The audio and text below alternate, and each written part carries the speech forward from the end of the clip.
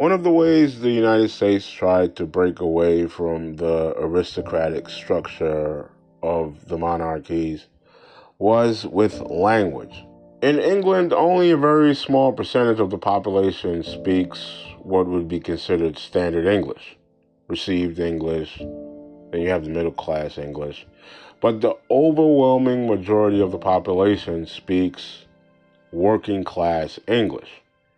So people that were formerly of the peasant class, right, which made up about 90% of the population. So once someone opened their mouth, right, once someone started to speak, you would know what class they're from. And based on that, you would treat them according to their class. And the class, once again, has nothing to do with money. It has to do with your bloodline. So even if you're a multi-millionaire and you have a working class accent, the person that has a superior accent automatically is superior to you because they're from a superior bloodline. So phrases like "I beg your pardon" were replaced with "what" or "what did you say" or "what was that," right?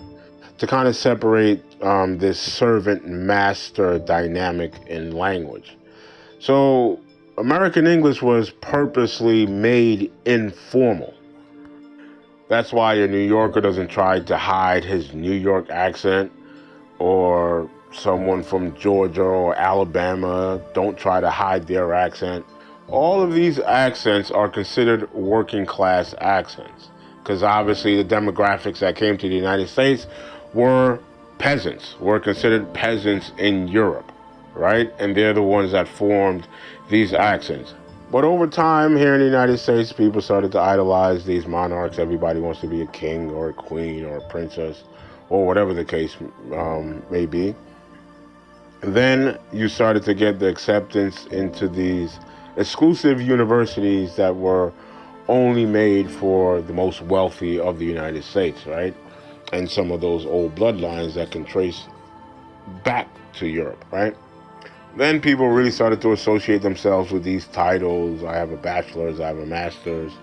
And the people that didn't have those titles were inferior and they didn't deserve to be able to live a basic lifestyle, right? If someone complains about how they can't afford food or whatever the case may be, someone would say, well, that's why you should have went to college, right? This kind of elitist way of thinking. And also, under the monarchs, the government was never wrong. The king could never be wrong. The queen could never be wrong. That was